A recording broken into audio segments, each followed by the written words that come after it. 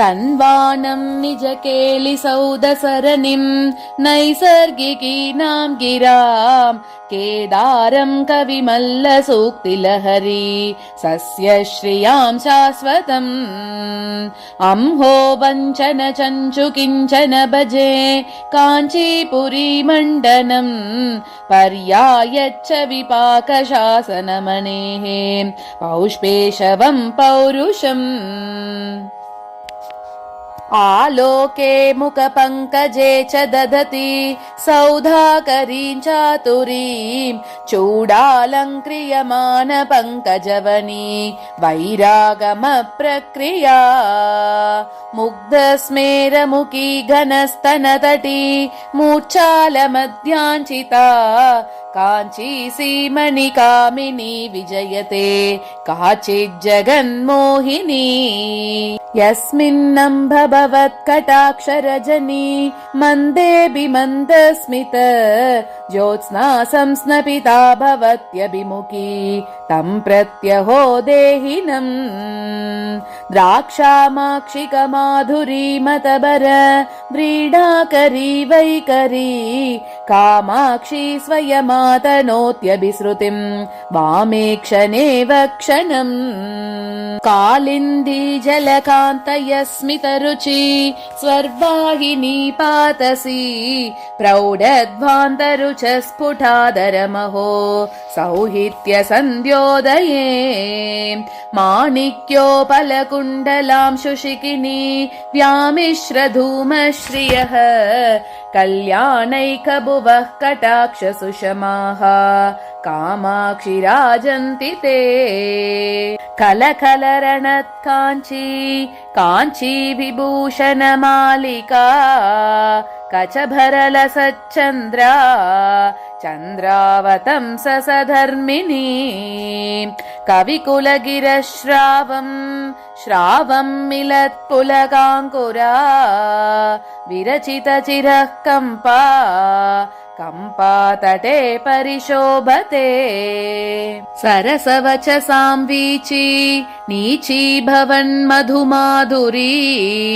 भरितभुवना कीर्तिः मूर्तिर्मनोभवजित्वरी जननि मनसो योग्यं भोग्यं नृणां तव जायते कथमिव विना काञ्ची भूषे कटाक्षतरङ्गितम् भ्रमरितसरित्कूलः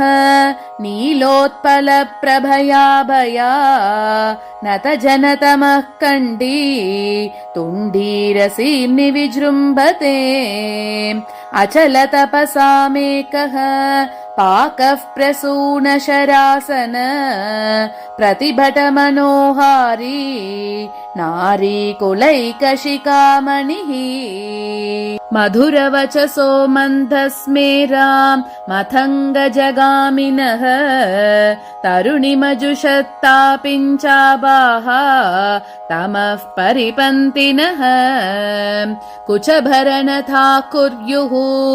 भद्रं कुरङ्घविलोचनाः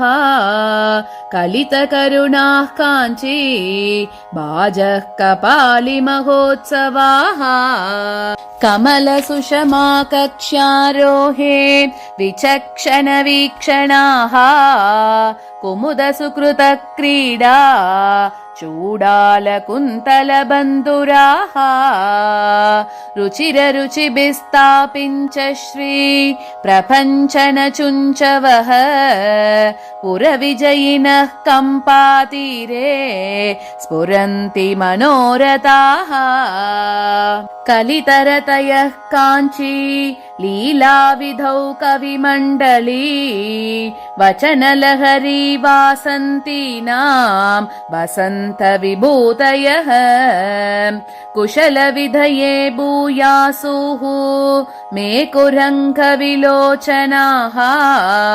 कुसुमविशिकारातेः अक्ष्णां कुतूहलविभ्रमाः कबलिततमस्काण्डाः तुण्डीरमण्डलमण्डनाः सरसिजवनी सन्तानानाम् अरुन्तुतशेखराः नयनसरणेर्नेदीयां सह कदानुभवन्ति मे तरुणजलधश्यामाः शम्भोस्तपः फलविभ्रमाः अचरममिषुं दीनं मीनध्वजस्य मुखश्रिया सरसिजभुवो यानं म्लानं गतेन च मञ्जुना त्रिदश सदसामन्नं किन्नं गिरा च वितन्वती तिलकयति सा कम्पातीरं त्रिलोचन सुन्दरी जननि भुवने चङ्क्रम्ये अहं कियन्तमनेहसं कुपुरुषकरभ्रश्चैः दुश्चैदनैरुदरं बरिः तरुणकरुणे तन्त्राशून्ये तरङ्गयलोचने नमति मयि ते किञ्चित् काञ्चीपुरी मणिदीपिके मुनिजनमनःपेटी रत्नं स्फुरत्करुणानटी विहरणकलागेहं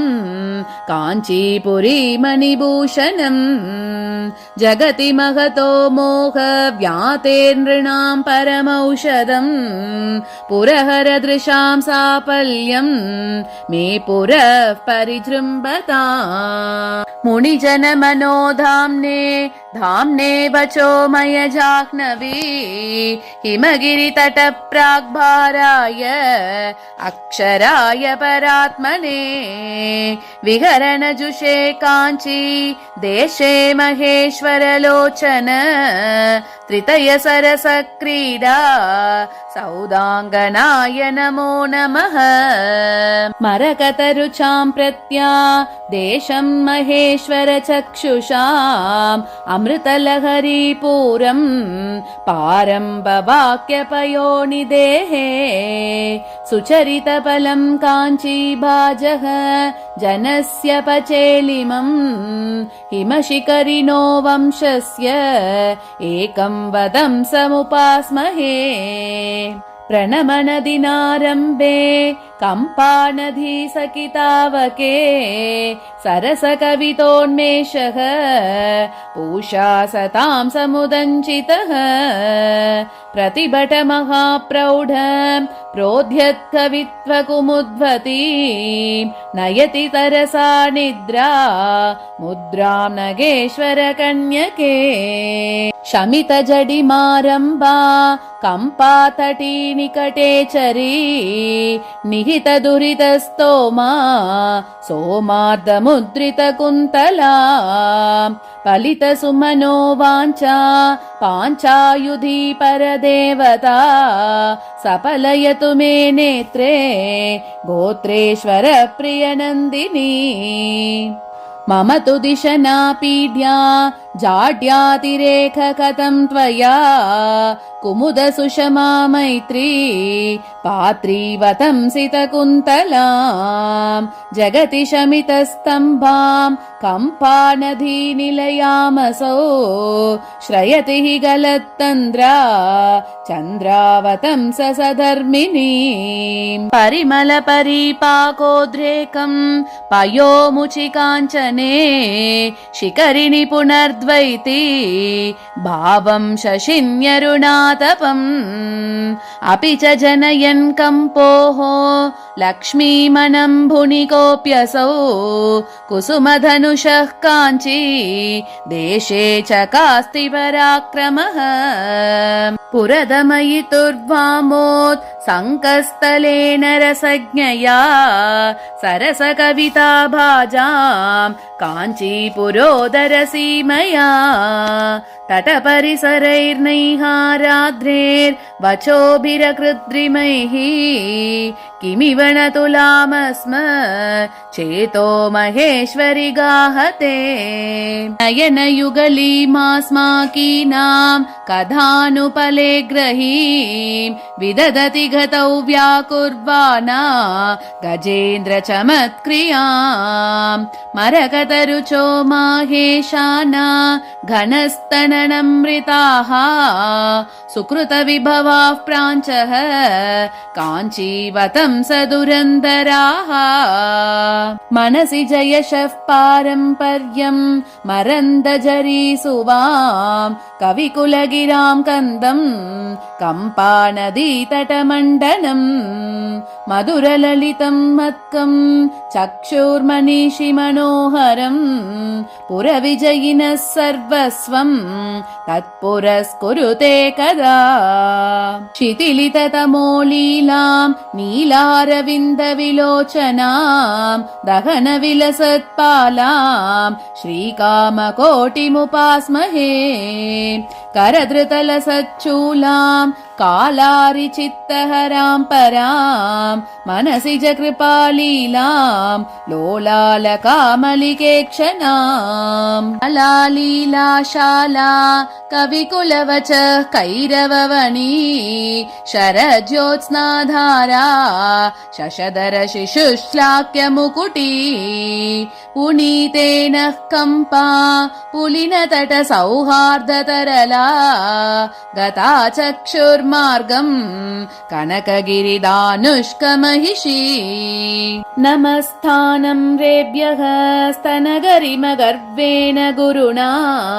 ददानेभ्यश्चूडा आभरणममृतस्यन्ति शिशिरम् सदा वास्तव्येभ्यः सवितभुवि कम्पाक्यसरितः यशो व्यापारेभ्यः सुकृतविभवेभ्यो रतिपतेः असूयन्ति काचिन्मरगतरुचो नाकिमुकुटी कदम्बं चुम्बन्ति चरणनकचन्द्रांशुपटलैः तमो मुद्रां विद्रावयतु मम काञ्चीनिलयना हरोत्सङ्कः श्रीमन्मणिगृहमहादीपकलिका अनाद्यन्ता काचित् सुजननयनानन्दजननी निरुन्दाना कान्तिं निजरुचिविलासैर्जलमुचां स्मरारे स्तारल्यं मनसि जनयन्ति स्वयमहो गलत्कम्पा शम्पा परिलसति कम्पा परिसरे सुधाण्डीरश्रीः स्मितरुचिषु तुण्डीरविषयम् परिष्कुर्वाणासौ परिहसितनीलोत्पलरुचिः स्तनाभ्यामानम्रास्तबगयतु मे काङ्क्षिततरुम् दृशामैशानीनां सुकृतफलपाण्डित्यगरिमा कृपाधाराद्रोणी कृपणदिशनानां प्रणमतां निहन्त्री सन्तापं निगममुकुटोत्तं सकलिका परा काञ्चीलीला परिचयवती पर्वतसुता गिरां नीवी देवी गिरिशपरतन्त्रा विजयते।